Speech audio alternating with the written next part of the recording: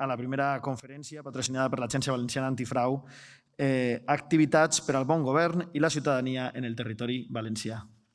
Hola, buenas tardes a todos. Muchas gracias por vuestra presencia, tanto aquí en Sagunto como a las personas que nos estáis siguiendo online. Primero de todo, pues quería agradecer al Ayuntamiento de Sagunto la posibilidad de estar compartiendo aquí esta tarde con vosotros y también a todos los colaboradores de la Universidad Estacional y especialmente a la Universidad de Valencia por dejarnos participar en este encuentro junto con otros más a raíz de un convenio que hemos hecho con ellos para ir dando a conocer poco a poco la Agencia Valenciana Antifraude en el territorio. Dos palabras sobre qué es la agencia para que nos situéis. La Agencia Valenciana Antifraude es una institución, una entidad pública adscrita a las Cortes Valencianas, totalmente independiente, de creación a raíz de una ley del 2016, cuyo cometido, como dice el nombre, es la prevención y la investigación de los casos de fraude y corrupción de las entidades públicas en el territorio de Valencia. Fundamentalmente nuestras funciones son de investigación y de análisis de casos de fraude, pioneramente porque en ninguna comunidad de España se hace esta función y nuestra ley así lo reconoce, la protección de las personas denunciantes. Es un tema importantísimo de proteger a las personas que se atreven a alertar y a dar a conocer casos de corrupción. Y luego hay el tema de la prevención y la formación y la documentación, que es la que yo, junto con otras personas también de la agencia, tengo asignada. En este sentido, con la Universidad de Valencia pensamos que sería una buena idea, desde la perspectiva de prevención y a nivel de territorio, debatir sobre temas que si se tuviesen un poco más en cuenta, a lo mejor a muy largo plazo, es verdad, pues podrían beneficiar en lo que es la prevención de la corrupción. Estoy hablando de conceptos tales como calidad institucional, transparencia, participación, integridad pública y el tema que hoy nos ocupa, que es el tema del conflicto de interés. Conflicto de interés que tampoco está alejado de lo que sea la cuestión de la gestión del patrimonio cultural. De hecho, el director actual de la agencia, Joan Llinares, que fue a propuesta de entidades sociales y por mayoría cualificada de las Cortes Valencianas, es un referente en materia de gestión cultural, tanto aquí como gestor cultural, gestor del IBAM, como en Cataluña, en el Museo Nacional de Arte de Cataluña o en el Palau de la Música, ¿no? Y su papel es relevante en lo que es la detección de situaciones de fraude importante también en el ámbito de la gestión cultural. Por tanto, de ahí la importancia de hablar de temas como el conflicto de interés. Para ello, contamos con la colaboración de un experto en la materia, contamos con la colaboración de profesores de la universidad que nos ayudan en la exposición de estos temas de gran referencia, como es el ponente de hoy, que es Andrés Boix. Andrés Boix es profesor titular de Derecho Administrativo de la Universidad de Valencia, licenciado y doctor en Derecho por la Universidad de Valencia, ha cursado estudios en distintas universidades internacionales y hoy por hoy imparte docencia en los grados de Derecho y Periodismo de la Universidad de Valencia, así como en diversos másteres oficiales de esta misma universidad. Es autor de varios trabajos y monografías especializadas en diversas materias de derecho público, en cuestiones relacionadas como las relaciones entre el legislador y la administración en nuestro ordenamiento jurídico, en materias vinculadas a la reforma de la planta administrativa, respecto a los derechos fundamentales y la regulación de los medios audiovisuales y también en aspectos vinculados con los procesos de liberalización económica en sectores altamente regulados y respecto a la orientación que respecto a los mismos tiene el derecho de la Unión Europea. Sin más, y agradeciendo a la presencia de Andrés aquí, pues a vuestra disposición y para lo que os podamos ser de utilidad desde la Agencia Valenciana Antifraude. Gracias.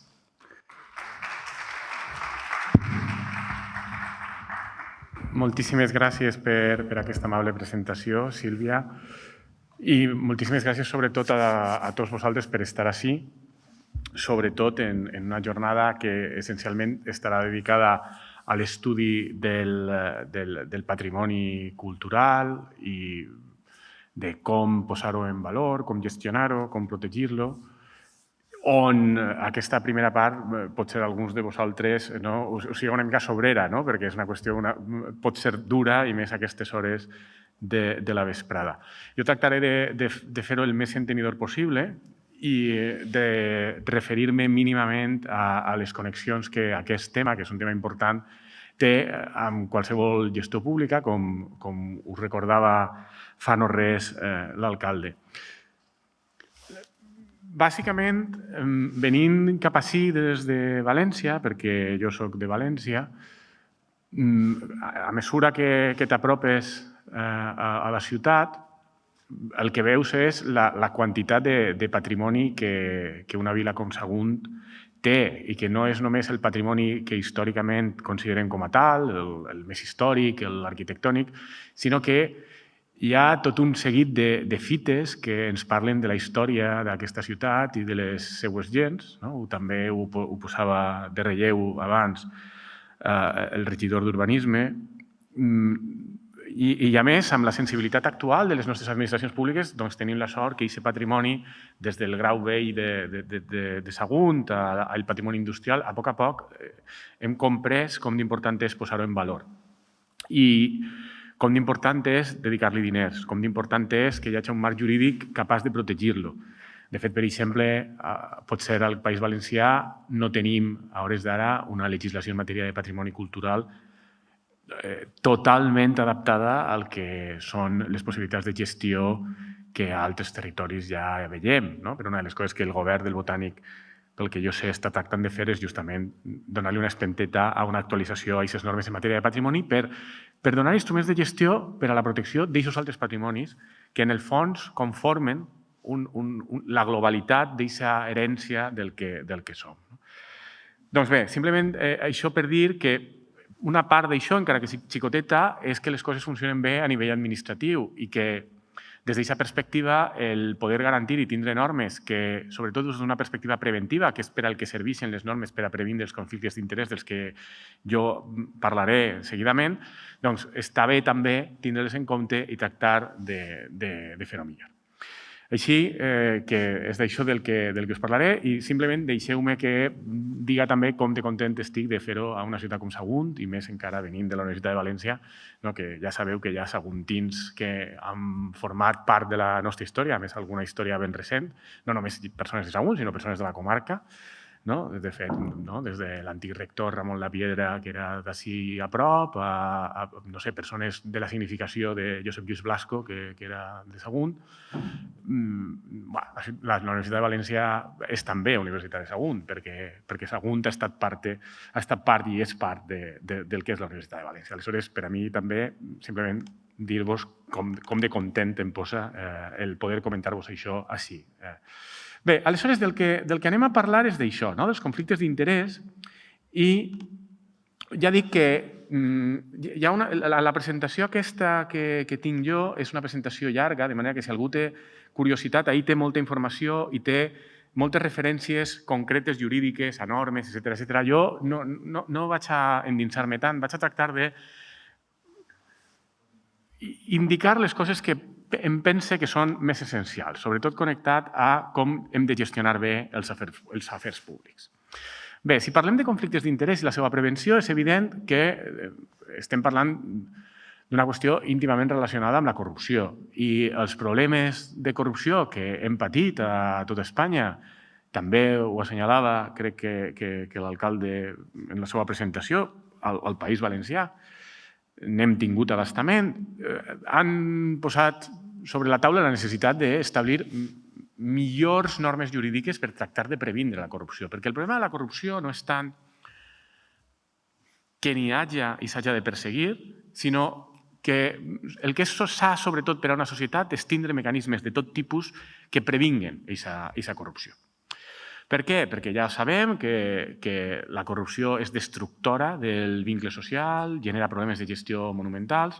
Sabem també que es concentra en una sèrie d'àmbits. Jo he posat allà alguns exemples, urbanisme, contractació, la selecció del personal. Fixeu-vos que tots aquests àmbits hi tenen a veure d'alguna manera amb les polítiques de protecció del patrimoni, perquè l'urbanisme està molt relacionat, la contractació pública és ben present en aquest sector. Doncs, Diguem-ne que si aconseguim un espai lliure de corrupció on la corrupció siga el menys possible, lliure totalment de corrupció és impossible perquè la vida és com és. Això ho deia Sèneca ja, que la corrupció no és un problema dels temps ni diríem ara dels partits. Sèneca deia que és un problema de les persones, vull dir, persones corruptes hi haurà sempre. El que hem de tractar és d'establir un entorn social on no isca compte, on hi hagi una sèrie de controls i una sèrie de mesures preventives que facin que siga molt complicat. Més enllà de després castigar-les.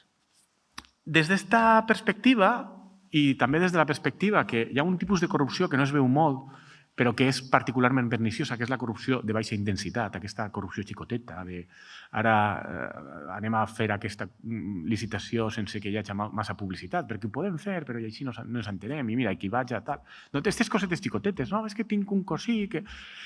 Aquestes cosetes xicotetes que moltes vegades no li donem molta importància són particularment problemàtiques perquè generen un brou de cultiu a partir del qual acceptem després moltes més coses. En valencià diem, i crec que és molt expressiu, això de que qui furta un ou, furta un bou. Doncs la idea és que per previndre la corrupció i establir entorns lliures de corrupció no hem de preocupar-nos només de les persones que puguen furtar bous, sinó d'aquestes coses xicotetes.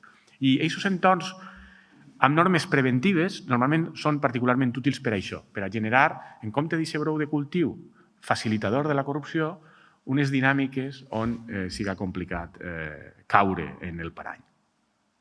Des d'aquesta perspectiva, tot el que és la regulació tendent a tractar d'evitar els conflictes d'interès, que bàsicament és dir, mire, si jo no és que pense que vostè siga un corrupte, jo el que entenc és que en la vida de vegades hi ha situacions en què estructuralment, per la posició en la que està vostè, serà complicat que siga totalment neutral, totalment objectiu. Hem de tractar d'evitar, de previndre aquestes situacions, perquè encara que vostè siga una molt bona persona o tracte de fer-ho bé, hi ha posicions objectives que poden tendir a que es generen aquests conflictes d'interès. Aleshores, anem a tractar d'actuar no ex post, sinó ex ante, prevenint aquestes situacions, tractant d'evitar que es produeixin aquestes situacions.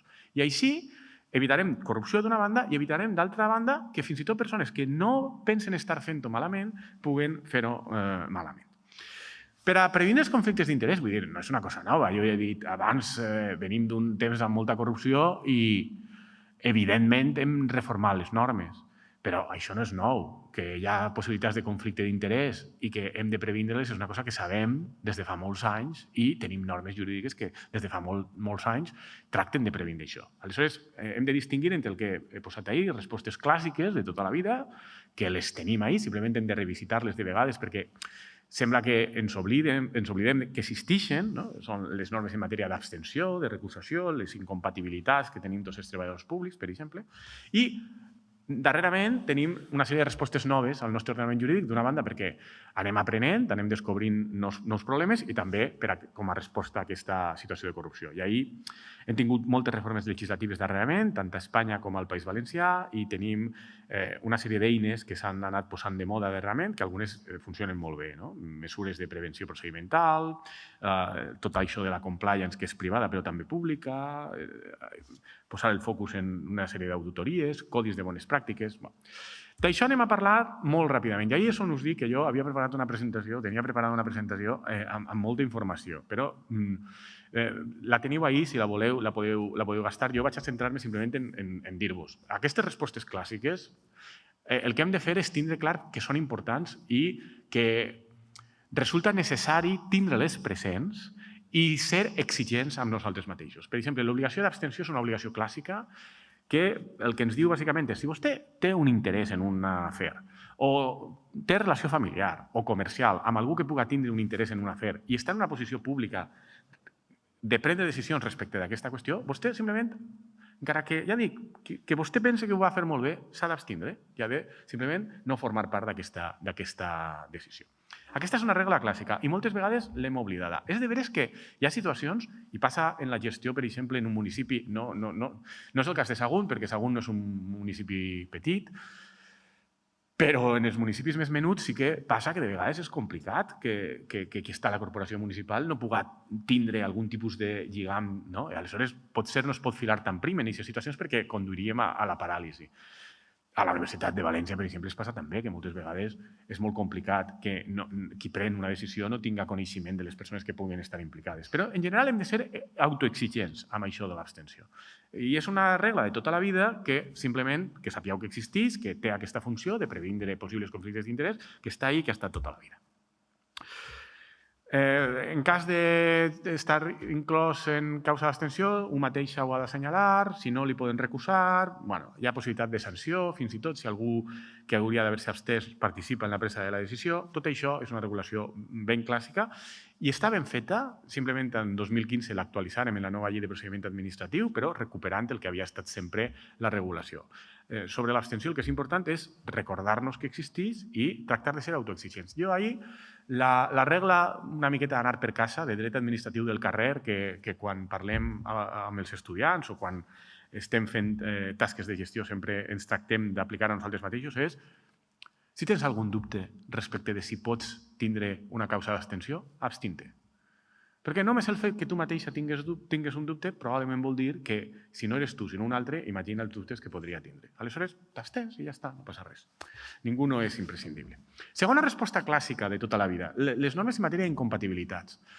Això afecta essencialment als treballadors públics i, com sabeu, els treballadors públics, d'una banda, no podem tindre més d'una ocupació pública, hi ha algunes excepcions per qüestions molt puntuals d'investigació, en què el coneixement que tu tens en la teva feina principal pot servir a una altra, però aquesta és la regla principal i, sobretot, els treballadors públics, en canvi, no tenim una prohibició de tindre una feina privada a la vegada que tenim una feina pública. Hi ha alguns casos en què sí, excepcionalment, sobretot el personal directiu, però un treballador públic normal, per què no ha de poder treballar en una altra cosa privadament si té temps per a fer-ho i li dona la seva vida i li avellís. I ahir la regla, bàsicament, és tu ho pots fer sempre i quan no hi hagi una incompatibilitat horària i no hi hagi un possible conflicte d'interès entre la teua feina pública i la privada. I aquesta és una regla de tota la vida. La segona regla, que és procedimental, és, a més, has de demanar-li la compatibilitat a la teua administració pública. Doncs això serveix per a recordar com d'important és la idea del conflicte d'interès quan estem barrejant activitat pública i privada. I com és tant el propi treballador públic com la pròpia administració pública, amb dos, els que han de fer aquesta avaluació respecte de si determinades activitats privades poden entrar en col·lisió amb les activitats públiques, no només dels càrrecs públics, sinó de qualsevol treballador públic. I això és una regulació també antiga, ve dels anys 80, no l'hem canviada, probablement l'hauríem de canviar perquè hi ha coses que avui en dia no estan massa ben adaptades, però hem de recordar també que existeix. I si parlem de qüestions urbanístiques, de protecció del patrimoni, etcètera, doncs jo crec que tots coneguem casos, no necessàriament propers, però sí, ho veiem als diaris, etcètera, de situacions en què de vegades hi ha treballadors públics que estan prenent decisions sobre a qui se dona una llicència, a qui no es deixa de donar una llicència, etcètera, i que després estan treballant amb lligams a empreses privades que ajuden a determinades persones a gestionar, tramitar aquestes llicències o preparar els expedients que van a presentar. Doncs, evidentment, això és un clar conflicte d'interessos i això està prohibit per l'ordenament jurídic. Hem de ser conscients. Bé, simplement en matèria d'incompatibilitat, dir-vos que la incompatibilitat no és només respecte de la feina privada estricta, sinó també, evidentment, de tindre interessos en empreses. No és il·legal tindre accions en una empresa, però si tu tens una quantitat accionarial suficient com per a que aquesta empresa estiga sota el teu control, directe o indirecte, per lligams familiars, per exemple, també, etcètera, i aquesta empresa després està contractant a l'administració, doncs, evidentment, això també està prohibit per les normes en matèria d'incompatibilitats. I, en canvi, hi ha altres activitats que la llei d'incompatibilitats diu que no són problemàtiques i que ens deixa fer a tots els treballadors públics, i algunes són ben raonables. La creació literària, artística, la participació en actes com aquest no és incompatible amb la meva feina de la Universitat de València. Això pel que fa als mecanismes clàssics de tota la vida. Darrerament, el que passa és que hem tractat de posar en marxa nous mecanismes, perquè hem descobert que amb aquests mecanismes de tota la vida, entre que de vegades se'ns oblidava que existien i altres dinàmiques, no bastava. I aleshores, essencialment, tenim noves mesures de prevenció que posen el focus en la transparència, d'una banda, i en el bon govern. La transparència és molt important perquè a Espanya venim d'una tradició de molt poca transparència pública. I quan es va aprovar la llei de 2013, estatal, de transparència, se deia des del Consell d'Europa, des de l'OCDE, des de la Unió Europea, Espanya és l'únic país amb Malta de la Unió Europea sense llei de transparència. I era veritat. A més, a Malta no hi ha tant de problema, perquè Malta té 300.000 habitants. O sigui, Malta és com Castelló de la Plana i Rodalia. Aleshores, en un entorn de 300.000 habitants, encara que no hi hagi llei de transparència, veus, i a més si és una illa tancada, que no te pots amagar molt, veus ràpidament qui de sobte té cotxe nou, casa nova i comença a tindre diners. És a dir, que la transparència directament un poc és el control des del carrer. Però és de veres que Espanya no tenia llei de transparència, teníem algunes normes a la llei de procediment administratiu. Una de les reaccions més importants que hem tingut és la creació de normes de transparència, tant a nivell estatal, 2013, com a nivell autonòmic. El cas de la Comunitat Valenciana, la llei és de 2015. La idea sí és hem d'acostumar-nos a que totes les coses que fan els poders públics estiguen, en primer lloc, publicades de forma directa, el que es diu transparència activa, que és tot un portal de transparència, perquè els ciutadans tenen dret a saber què és el que s'està fent. I, a més, s'han enfortit els mecanismes de facilitar a la ciutadania que si demanes determinades informacions més específiques te les hagin de donar. I aquesta és un poc la idea tant de la normativa estatal com l'autonòmica. Per què és important això? Doncs és important perquè determinades coses, si sabem que tots van a tindre-les accés d'un clic d'ordinador, tenim tendència a no fer-les. Perquè pensem que quedarem malament. I tenim raó, quedaríem malament si les fèrem. Però fins ara es feien perquè confiàvem que no es sabrien. En el moment en què tots tenim clar que es sabran, doncs hi ha una tendència a deixar de fer-les. I aquesta capacitat preventiva de la transparència ajuda molt a resoldre possibles conflictes d'interès, perquè genera dinàmiques que afavoreixen que la gent comenci a abstindre's quan abans no s'abstenia o comenci a deixar de fer una sèrie de coses. En aquesta mateixa línia tenim normes que agafen el fil de la transparència i van una mica més enllà, com per exemple les normes referides a la creació de l'Agència de la Lluita contra el Frau de la Comunitat Valenciana o normes en matèria sobre l'activitat dels grups d'interès, els lobbies. Tenim algunes normes autonòmiques, per exemple, al País Valencià, que regulen l'activitat dels lobbies també des de la idea de la transparència. Bé, no passa res perquè hi hagi lobbies, perquè lobbies ha d'haver-ne, o és inevitable que n'hi hagi, però volem saber exactament què estan fent, amb qui s'estan reunint, com, quan, etc. Doncs, des de la perspectiva de la transparència, s'ajuda molt a previndre coses.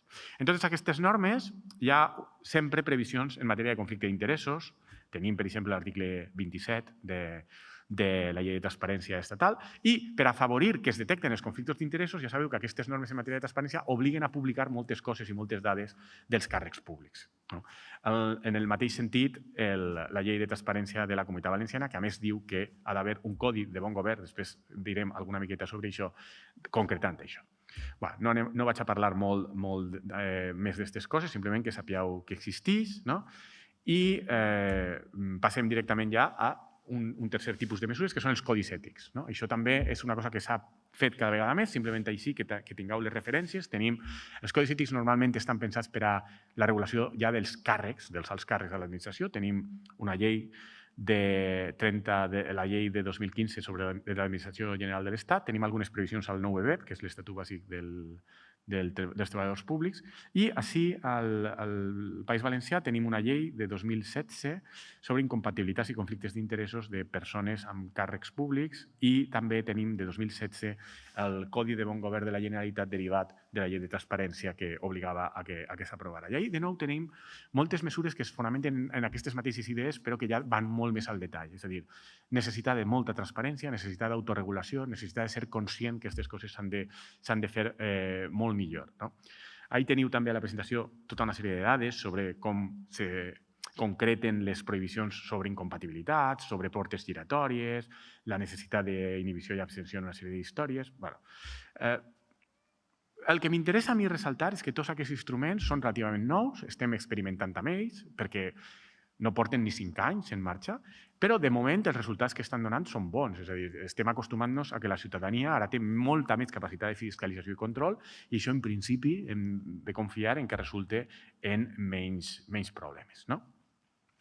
El Codi de Bon Govern de la Generalitat de 2016 en concret és molt interessant perquè és el que ha generalitzat aquesta idea de que, per exemple, tots els regals han d'estar publicats en la web i així tenim consciència de qui li està regalant alguna cosa a l'alcalde, al conseller, al president de la Generalitat, etc. O hem de saber, a partir d'aquest codi ètic, és el codi que regula també la famosa declaració de patrimoni i béns de tots els càrrecs. bàsicament, ja dic, hi ha una sèrie d'elements que es tracten de controlar, el compromís amb els valors democràtics, la integritat i exemplaritat, la sobrietat, etc. Els codis ètics i d'autoregulació van més enllà de les administracions públiques, per exemple, les universitats cada vegada en tenim més, a la Universitat de València en tenim alguns. I per últim, i amb això acabe, aquesta nova onada de normes s'ha completat amb una sèrie de mesures de prevenció sectorial. Per exemple, en matèria de contractes, la nova llei de contractes de 2017 ja té una sèrie d'elements i una sèrie de regulacions específiques, per exemple, a l'article 64, per a previndre els possibles conflictes d'interès en l'adjudicació de contractes. Per què? Perquè sabem que és un dels focus i un dels àmbits on hi ha normalment problemes. Des de la Unió Europea, a més, se fa molta incidència en això i hi ha una oficina específica, com sabeu, dins l'OLAF, que és l'Oficina de Lluita contra el Frau de la Unió Europea, per a previndre els conflictes d'interès en matèria justament de contractació pública, perquè la Unió Europea té detectat que ahir és on tenim molts dels problemes. També han anat reconfigurant la denúncia. Això és una cosa interessant. No vull estendre'm molt, però això ho voldria comentar. Una de les coses més interessants que ha passat en els darrers anys, perquè en general a mi totes aquestes mesures me generen un judici positiu, però en aquesta mesura tinc certs dubtes. Directament o a priori no m'agrada. Pot ser el resultat acabi sent bo i aleshores canvia d'opinió, però jo us explico el problema. A Espanya venim d'una tradició que diu que les denúncies no poden ser anònimes. I aquesta tradició té una raó de ser. Té una raó de ser.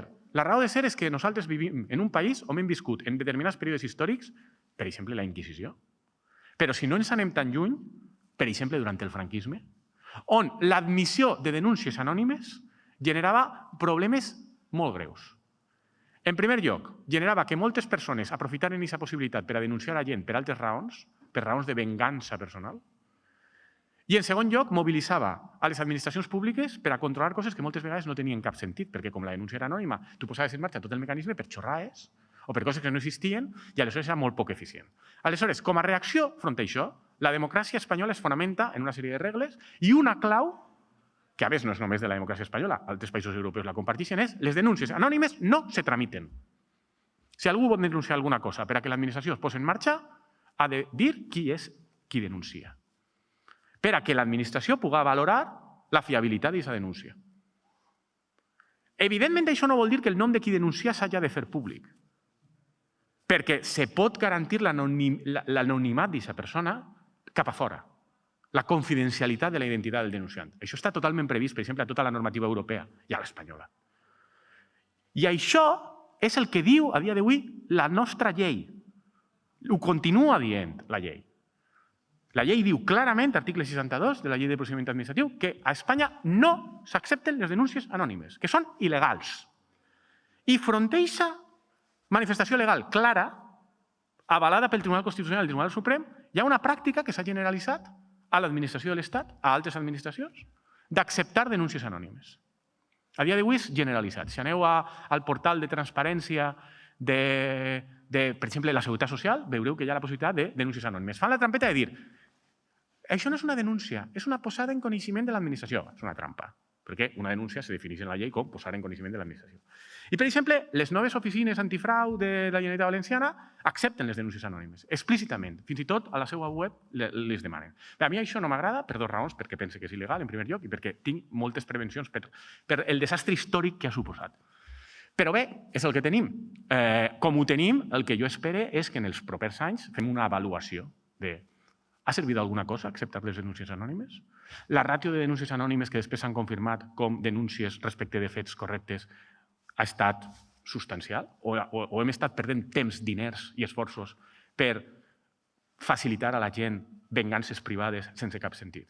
I això seria interessant fer una avaluació. Ja que ho tenim, a mi no m'agrada la situació actual, però és el que tenim, unes pràctiques contra l'EGEM, contra el que diu la llei, aprofitem que ja que les tenim, anem a veure si les avaluem. I per últim, hem posat també de moda, això és molt americà, és això de la compliance, que les pròpies entitats, en aquest cas privades, assumissin una sèrie de regles d'autodisciplina, de formació, de control, i això que era del món privat i que tenia una sèrie d'avantatges, si després tenies algun problema de corrupció en la penologia, Doncs ho hem traslladat a l'administració pública. Cada vegada és més habitual que les administracions públiques, i això està molt bé, facin cursets de formació als seus treballadors sobre aquestes coses, estableixen procediments interns de control i d'avaluació, obliguen a una sèrie de declaracions periòdiques dels responsables de que no hi ha conflictes i que nomenen també a persones responsables dins les administracions públiques per a encarregar-se d'aquestes tasques, tant de formació com de control, la qual cosa és molt bona. I és, diguem-ne, que l'últim instrument del que està més de moda recentment per a acabar d'embastir aquest conjunt de mesures per a la prevenció dels conflictes d'interessos. Bé, bàsicament això és el que us volia comentar avui. Espero que us hagi estat d'interès. Moltíssimes gràcies i si hi ha alguna pregunta, doncs així estem.